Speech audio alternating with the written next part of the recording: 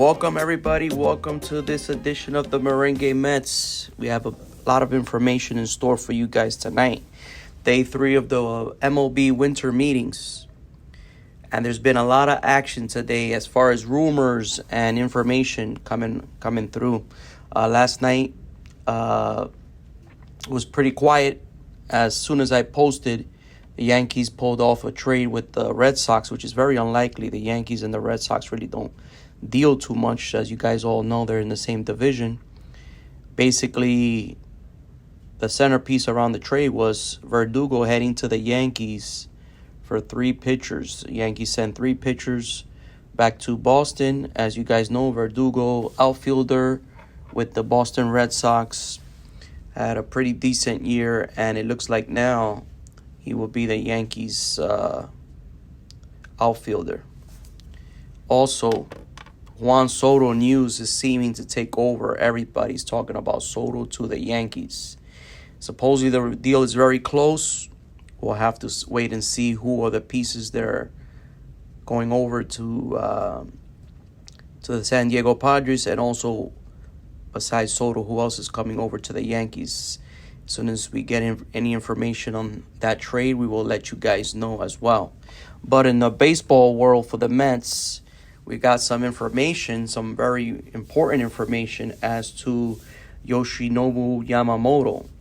It was reported today that Mets owner Steve Cohen and Mets general manager David Stearns flew all the way to Japan last week to meet with Yamamoto and his family and discuss the future of him possibly becoming a New York Met. This is pretty significant, guys, because for an owner to fly all the way over to Japan, we're not talking about like a 2-hour flight. We're talking about a major flight just to meet with a free agent is something that very rarely happens. So this shows you the urgency that the Mets are putting on Yamamoto to get Yamamoto.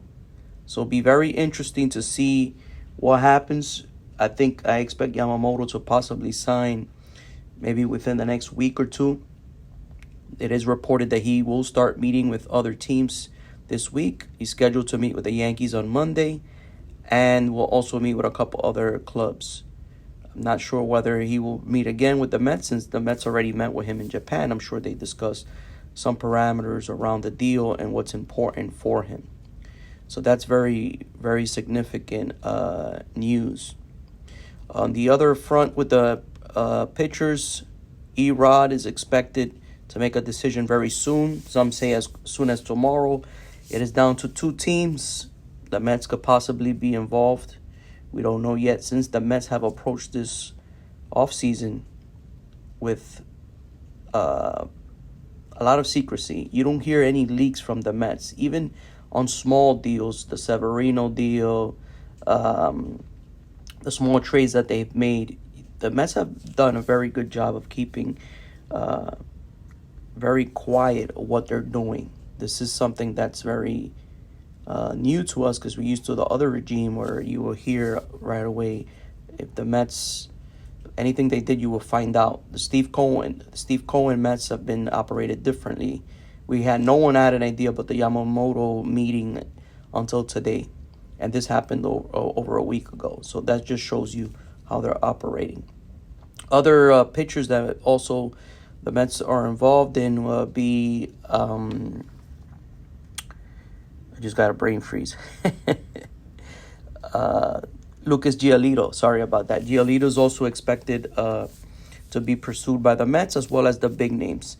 Look, guys, I think honestly, with all that's going on after the Ohtani move, the Mets will start making big deals. Obviously, they're putting a lot of emphasis on getting Yamamoto, which is very important. That deal is expected to get as high as $300 million plus the posting fee, which is a lot of money for a pitcher who hasn't pitched one inning or even thrown one pitch in the major leagues. But that's how good this guy is. And we already saw with the cost of pitching how expensive it's getting. We're talking about a 25-year-old in his prime that's an amazing pitcher over in the Japanese league. So expect Yamamoto to get over $300 million. Erod is expected to get close to $100 million or more. So that's how the pitching market is. It's shaping out to be very, very, very expensive. But we'll keep you guys posted as we hear any news. If we get anything else on Soto, we'll go back today and we'll report it. If we get any other trades from the Mets front, we'll also report those trades. But buckle up, guys, because the next week it's gonna get bumpy, and we're gonna get a lot of information. And like I say to all our Mets fans, be patient. Be patient. None of the big names have come off the board yet. You still have Blake Snell. You still have Jordan Montgomery, Erod, Giolito. A lot of middle to higher end of the rotation guys are still out there available. No one has signed yet. And Juan Soto, we knew the Mets were not going to go after Juan Soto because they do not want to part with the farm system that they just started to rebuild for possibly a 1-year rental. Don't be surprised if the Mets go after Soto next offseason when he's just a free agent and it's just going to take a boatload of money to get him. But we'll talk about that later on. Again, thank you for listening. Make sure to subscribe and like. And once again, let's go Mets, baby.